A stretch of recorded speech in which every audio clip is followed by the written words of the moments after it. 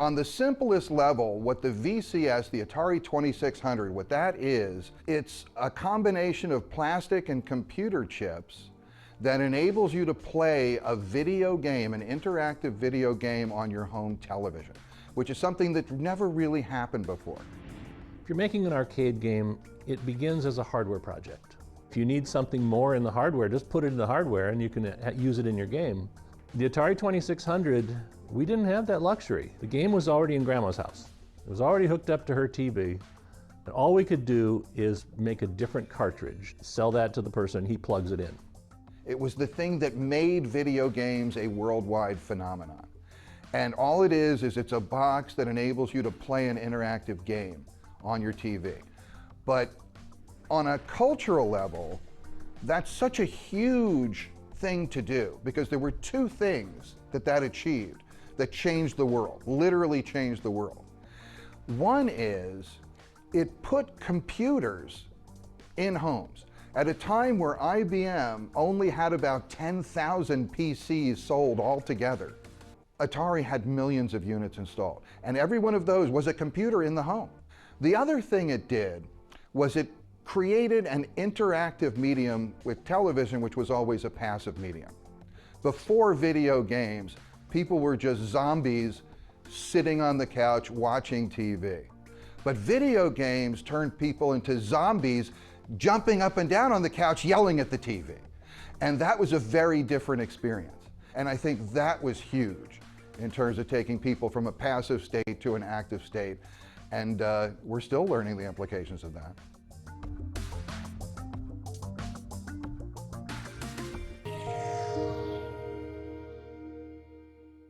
The entire reason that Atari created the Atari 2600 home console was to put their arcade hits into the home. If we can sell home versions of our arcade hit games into the home, we can sell millions of them instead of just take quarters from the thousands of people who go to arcades. And so the hardware was designed to make it possible to play Tank and Pong. That's about all that they did in the hardware. So the distinction is this. Coin-Up gets to use more expensive hardware. They get to use tons and tons of hardware, and they get to refresh their hardware all the time. I had played an Outlaw-like game in the arcade, I think it was Midway, and I was just told to make a game, so I said, well, here's an idea, two guys shooting at each other, and so I made that game. My goal is to try to make it like the arcade game, so I could look at the arcade game and say, this is what it has to do. So there really wasn't any need for me to have communication with the arcade guys. I'm particularly proud of the Atari 2600 Canyon Bomber because it also has the Atari arcade game Depth Charge in it. So it turns out that in a 2K byte Atari 2600 cartridge, I simulated both Canyon Bomber and Depth Charge, which were probably $3,000 arcade game hardware. When I was young, when I was little, I remember there was this drugstore, and in their comic book rack, they had these abridged versions of great literature. You'd read it, and it was the whole story of Treasure Island. War and Peace, a comic book. But that whole notion of an abridged version, that is what was going to happen. When I did Donkey Kong, I had, not surprisingly, absolutely no contact with Nintendo. Coleco was able to get me a machine. So I had a machine that I could play and look at, and I had already played the game. And like David said, with Canyon Bomber, the game is the spec. Frankly, the hardware is so different in its capabilities that I can't think of any value I would have had getting in touch with anybody at Nintendo. It's like talking to the guy who created the Porsche Carrera about making a bicycle. I mean, it's like, there's not a lot there. Not a lot you're gonna tell me. Here's this masterpiece and do it on this toaster, and I was young enough and stupid enough to not be intimidated. And I wasn't, because I was just a kid. And I was like, no big deal.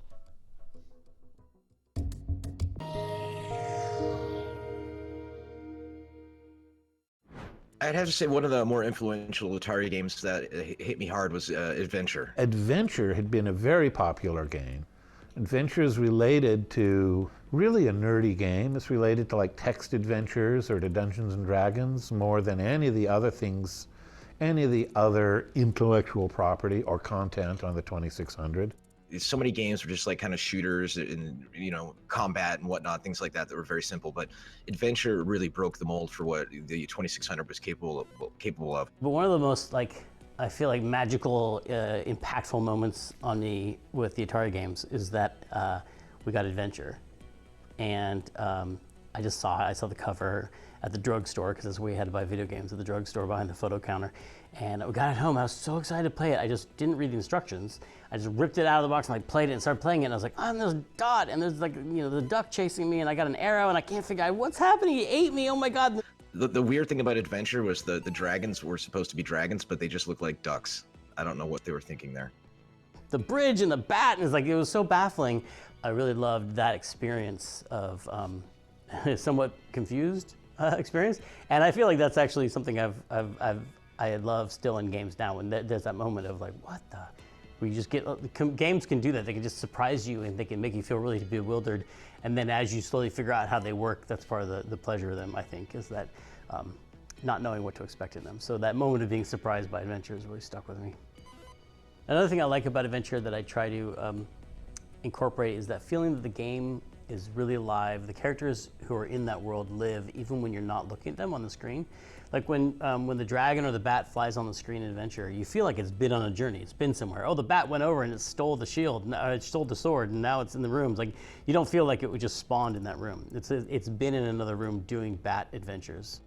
And what it provided for me was a sense of mystery and exploration that would later influence the 2D adventure games that I would make that would help launch my career.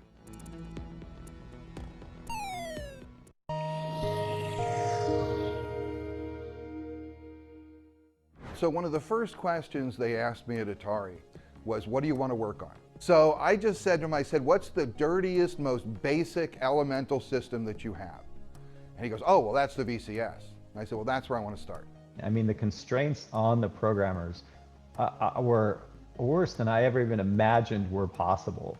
2600 doesn't draw a screen. It doesn't draw anything. What it does is it has these little logic devices, these counters and shift registers that say, this is the start of the screen, this is the left side of the screen. The electron beam is moving to the right.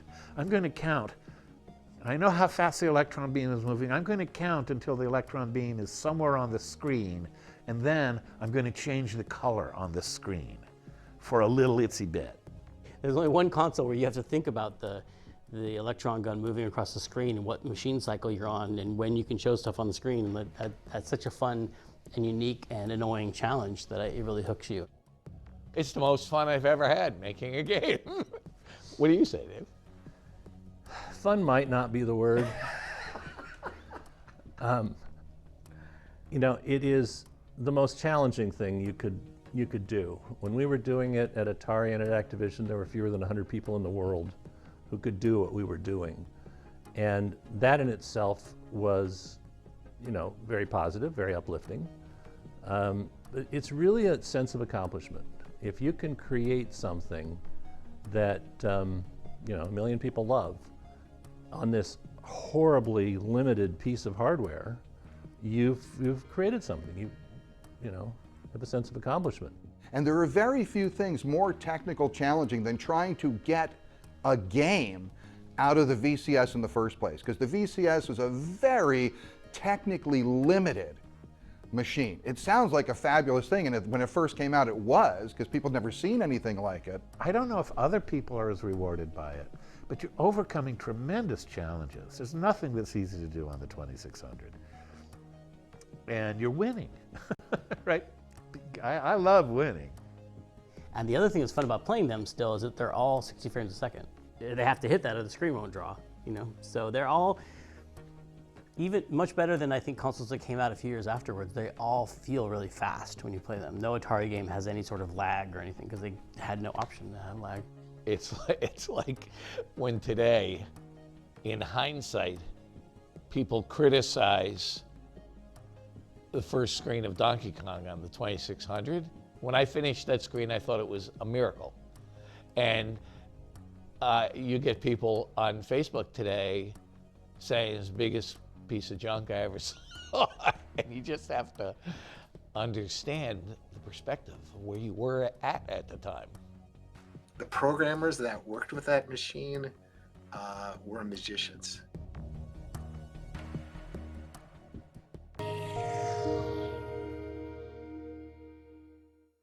So I looked over this game. It was Star Castle. I played it a bunch. I thought about it on the VCS. I looked it over and I realized, holy crap, this is going to suck. This is going to absolutely suck. And I could not afford to have my first project suck. I did a little preparation, and then I marched myself into Dennis Cobal's office, and I said, look, instead of doing this, I'd like to do this. This is something that I think uses some of the basic game ideas, but I think this is something that would work on the system. This other one won't work. And I just made this little presentation to him. And to his credit, he said, okay, you know what, go for it.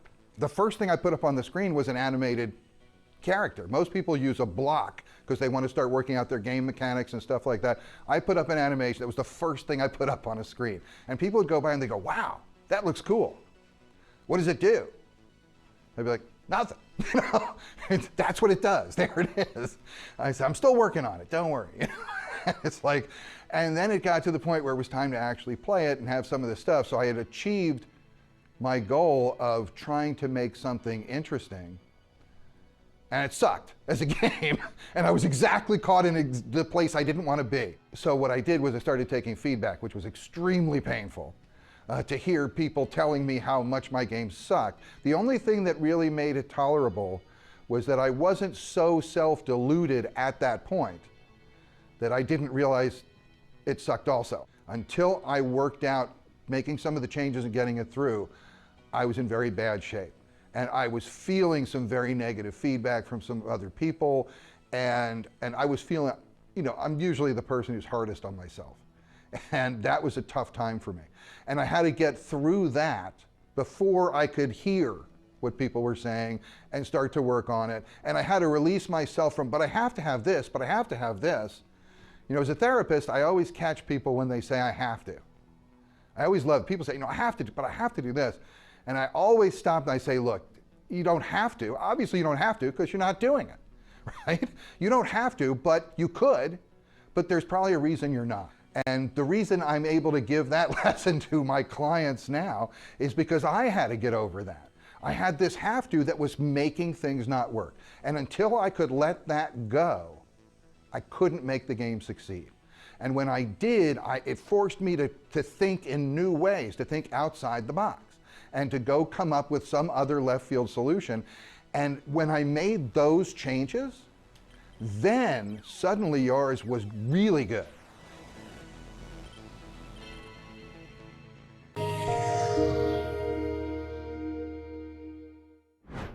One of the product managers came by who was responsible for this product, and he goes, hey, well, we're working on naming your game. And I said, can I make a submission? Can I submit a name? And he goes, sure, why not? I said, okay, I tell you what, come by here tomorrow morning. I said, you guys won't have it settled by tomorrow, will you? He goes, no. I said, come by tomorrow morning, I will have something for you. I will have a submission for you. So now I know what I'm doing for the rest of the evening. And I don't know if you ever tried it before, but when you just try to make up a new word, everything sounds stupid. At least it does for me. I can't come up with something that sounds cool. Everything sounds kind of dumb. So being the algorithmic thinker that I can be at times, I thought, well, if I can't just spontaneously come up with some name, I should come up with a way to derive the name. I'll come up with an algorithm. It's a simple title, what's going on? Maybe I need an action thing. You know, because it's an action game, I need an action word. I don't know the name of the character, but I thought, you know, revenge. Revenge is a great action word because everybody wants revenge, right? So I figure I'll go with revenge, and now all I need is whose revenge is it? Now I just need the name of the character. And then I thought, well, one of the great ciphers is, you know, writing something backwards. That's never a bad idea. You know, the head of the company's name is Ray Kazar. And Ray spelled backwards, that's Yar. And Yar sounds pretty cool. It's got a Y in it, So it's got like sci-fi, anything with Y's and Z's, you know, and maybe an X somewhere. That's good sci-fi stuff. And I sat down and I wrote a 10-page story called The Yarian Revenge of Razak IV. And that was that was going to be the title of the game, The Yarian Revenge of Razak IV. I stayed all night in the office. I was done like 3:30. I just laid down on the floor in my office and got a little sleep. And then around 10, you know, in comes the marketing manager. And so I handed him the package. I go, here you go. This is the package for the story. I didn't realize it fully at the time, but what I had done was I had created the first backstory in the history of video games.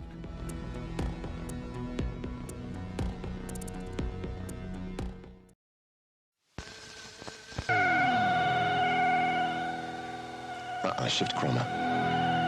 Intensify. Okay, now you'll need some weapons. You have a formidable enemy, the coat tile. Watch it, Yar. He has a lethal drone.